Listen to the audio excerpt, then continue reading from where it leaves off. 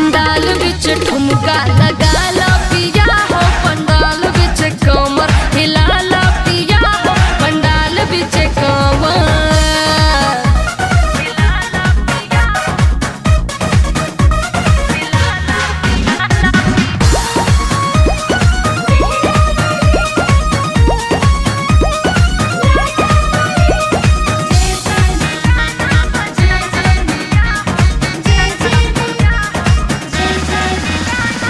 देसी ठुमकवा चाचा लगई है, चाची के अपना संगे नचई है।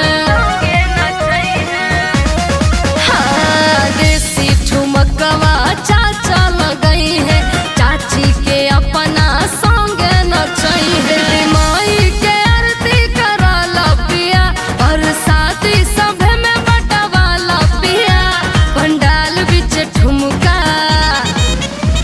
पंडाल बिच ठुमका लगा ला पिया हो, पंडाल बिच कमर हिला ला पिया हो, पंडाल बिच कमर।